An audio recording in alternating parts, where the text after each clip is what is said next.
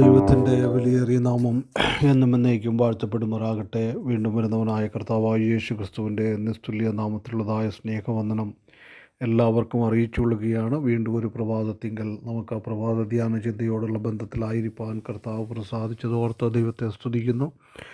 ഈ ദിവസങ്ങളിൽ നാം പുറപ്പാട് പുസ്തകം 4-ാം അധ്യായത്തിൽ നിന്നാണ് ചില ധ്യാനചിന്തകൾ പങ്കിട്ടുകൊണ്ടായിരിക്കുന്നത്. അതിൻ്റെ 5-ാമത്തെ വാക്യം വരെ നാം ചിന്തിക്കുകയുണ്ടായി. ഇനി നമുക്ക് 6, 7, 8 വാക്യങ്ങൾ വായിക്കുമ്പോൾ അവിടെ രണ്ടാമത്തെ അടയാളം യഹോവ അവനോട് കാണിക്കുന്നത് പുറപ്പാട് പുസ്തകം 4-ാം അധ്യായം 6 മുതലുള്ള ചില വാക്യങ്ങൾ. യഹോവ പിന്നെയും അവനോട് നിൻ്റെ കൈ മാർവിടത്തിലിടുക എന്ന് കൽപ്പിച്ചു. അവൻ കൈ മാർവിടത്തിലിട്ടു.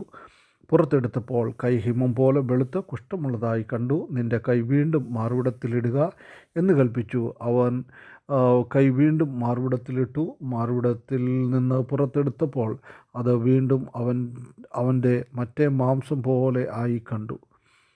എന്നാൽ അവ വിശ്വസിക്കാതെയും ആദ്യത്തെ അടയാളം അനുസരിക്കാതെയും ഇരുന്നാൽ അവ പിന്നത്തെ അടയാളം വിശ്വസിക്കും. ഇവിടെ നമുക്ക് ദൈവം മോശയെ കൺഫേം ചെയ്യുകയാണ്. ഞാൻ തന്നെയാണ് യഹോവ, ഞാനാണ് വിട്ടത് എന്ന് അവർ വിശ്വസിക്കേണ്ടതിന് വേണ്ടി രണ്ടാമത്തെ അടയാളം ഇവിടെ പറയുകയാണ്. ആദ്യത്തെ 2 അടയാളങ്ങളും ഒരു രൂപാന്തരം, ട്രാൻസ്ഫോർമേഷനായിരുന്നു നാം കണ്ടത്. ആദ്യമേ ചിലത് നല്ലതിൽ നിന്ന് തീയതിലേക്ക് കൊണ്ടുപോയി. ഒരു വടി കയ്യിലിരുന്നത് അത് യൂസ്ഫുള്ളുള്ളതായിരുന്നു. എന്നാൽ അതിനെ ഒരു ദുഷ്ടതയിലേക്ക്, ഒരു സർപ്പമായിട്ട് ആക്കി തീർത്തിരിക്കുന്നു. അതുപോലെ തന്നെ തൻ്റെ കൈ നല്ലതായിരുന്നു, അത് ഒരു കുഷ്ഠരോഗമുള്ള കൈയായി തീർന്നിരിക്കുന്നു. വീണ്ടും ദൈവം അതിനെ യഥാസ്ഥാനത്തേക്ക് ആക്കുന്നതാണ് ഇവിടെ നാം കാണുന്നത്. ഈ 2 മെസ്സേജുകളിൽ നിന്ന് നമുക്ക് മനസ്സിലാക്കുവാനായിട്ടുള്ളത്, ആദ്യത്തെ മെസ്സേജിൽ മോശയോട് പറയുകയാണ്, Moses, if you obey me your enemies will be made powerless. നീ എന്നെ അനുസരിക്കുകയാണെങ്കിൽ നിൻ്റെ ശത്രുക്കളൊക്കെ ക്ഷയിച്ചു പോകും, ശക്തിഹീനരായിത്തീരും. രണ്ടാമത്തെ അത്ഭുതത്തിൽ പറയുന്നത്, Moses, if you obey me your pollution can be made pure. മോശെ, നീ എന്നെ അനുസരിക്കുകയാണെങ്കിൽ നിൻ്റെ എല്ലാ മലിനീകരണമുള്ളതായ കാര്യങ്ങളും അത് വളരെ വൃത്തിയുള്ളതായിട്ട് തീരും. ഈ 2 കാര്യത്തിലും മോശയുടെ ജീവിതത്തിൽ ഉണ്ടായിരുന്ന ഡൗട്ടിനെ ഒന്ന് മാറ്റിക്കളയുന്ന ഒരു സ്വഭാവം അതിലൂടെ നാം കാണുകയാണ്. ഇവിടെ നാം കാണുന്നത് ഈ ലെപ്രസി അല്ലെങ്കിൽ ഈ കുഷ്ഠരോഗം എന്ന് പറയുന്നത് ഇന്നത്തെ ഭാഷയിൽ പറഞ്ഞാൽ ക്യാൻസർ പോലെയുള്ള ഒരു രോഗമാണ്. അപ്പോൾ ആ രോഗത്തിൻ്റെ സ്ഥിതിയാണ് ഇവിടെ നമുക്ക് കാണുവാനായിട്ട് സാധിക്കുന്നത്. വലിയവനായ ദൈവം രണ്ടാമത്തെ അടയാളം അവനിൽ കാണിക്കുന്നത് തൻ്റെ കൈ മാർവിടത്തിലിട്ടപ്പോൾ കുഷ്ഠരോഗമുള്ളതായി തീർന്നു. മാർവിടത്തിൽ നിന്ന് തിരിച്ചെടുത്തപ്പോൾ അത് നല്ലതായി, പഴയതുപോലെ തന്നെ ആയിത്തീർന്നു. നമുക്കറിയാം, ഈ കുഷ്ഠരോഗം എന്ന് പറയുന്നത് പാവത്തെയും അതുപോലെ തന്നെ പാവത്തിൻ്റെ മേലുള്ള ദൈവിക ശിക്ഷയെയുമാണ് പ്രതിനിധീകരിക്കുന്നത്. ഉദാഹരണമായിട്ട് നാം നോക്കുമ്പോൾ, ദൈവത്തിൻ്റെ വലിയൊരു ശിക്ഷ മോശയുടെയും അഹരോൻ്റെയും സഹോദരിയായിരിക്കുന്ന മിരിയാമിൻ്റെ മേൽ വന്നു. കാരണം അവൾ മോശയ്ക്ക് വിപരീതമായിട്ട് പ്രവർത്തിച്ചു. അത് നാം സംഖ്യാപുസ്തകം 12-ാം അധ്യായം 10-ാം വാക്യത്തിൽ കാണാം. മറ്റൊരു കാര്യം നാം കാണുന്നത്, മറ്റൊരു ഉദാഹരണം കാണുന്നത്, ഉസിയ രാജാവ് താൻ കുഷ്ഠരോഗിയായി തീർന്നു. കാരണം താൻ 2 റോള് കളിച്ചു, രാജാവായിട്ടും അതുപോലെ തന്നെ മഹാപുരോഹിതനുമായിട്ട്.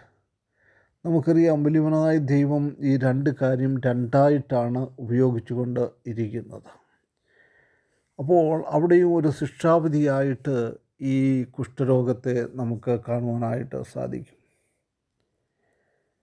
നാം സദൃശ്യവാക്യം 20-ാം അധ്യായം അതിൻ്റെ 9-ാമത്തെ വാക്യം കാണുന്നത്, no one can say I have cleansed my heart, I am pure from my sin. ഞാൻ എൻ്റെ ഹൃദയത്തെ മുഴുവനായിട്ട് ശുദ്ധീകരിച്ചെന്നും എൻ്റെ പാപത്തിൽ നിന്ന് ഞാൻ പരിപൂർണനാണ് എന്ന് ആർക്കും പറയുവാനായിട്ട് സാധിക്കുകയില്ല. ഇവിടെ നാം ഒരു രൂപാന്തരമാണ് മോശയുടെ ജീവിതത്തിൽ കാണുന്നത്. കുഷ്ഠം നിറഞ്ഞ കൈ അത് വീണ്ടും ആ പഴയ രീതിയിൽ വൃത്തിയുള്ള കൈയായിട്ട് തീരുന്നു.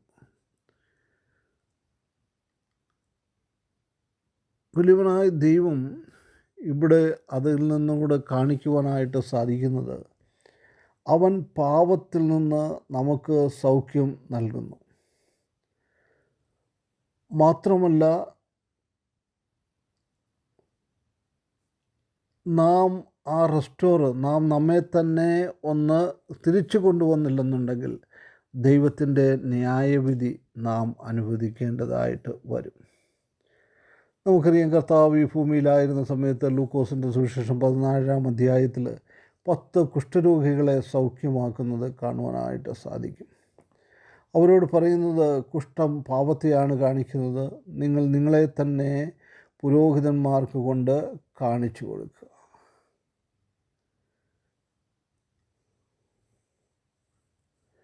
ഒന്ന് പത്രോസ് 2-ാം അധ്യായത്തിൻ്റെ 24-ാമത്തെ വാക്യത്തിൽ നാം കാണുന്നത്, ദൈവത്തിന് മാത്രമേ, കർത്താവിന് മാത്രമേ ആ ശക്തിയുള്ളൂ പാപത്തിൽ നിന്ന് നമ്മെ വീണ്ടെടുക്കുവാൻ.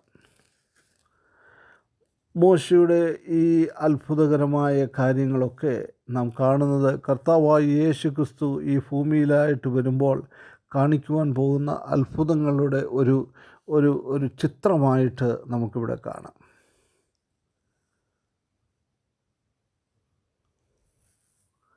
നാം നമ്മെ തന്നെ ദൈവസന്നിധിയിൽ സമർപ്പിക്കുന്നുണ്ടോ? ആ സമർപ്പണത്തിലൂടെ നമ്മുടെ ആ ഒരു രക്ഷ അല്ലെങ്കിൽ നമ്മുടെ ഒരു ക്ഷമ നമുക്ക് ഇവിടെ കാണുവാനായിട്ട് സാധിക്കും. പ്രിയ വിശ്വാസികളെ, നമ്മുടെയും ജീവിതത്തിൽ, ഈ മോശയുടെ ജീവിതത്തിൽ ഉണ്ടായിരുന്നത് പോലെയുള്ള ഒരനുഭവം നാം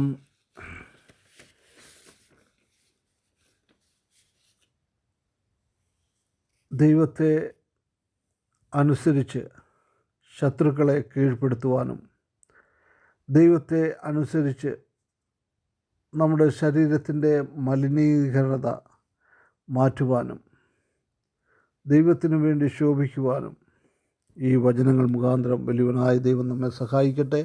അവൻ്റെ വിലയേറിയ നാമം എന്നും എന്നേക്കും വാഴ്ത്തപ്പെടുമാറാകട്ടെ.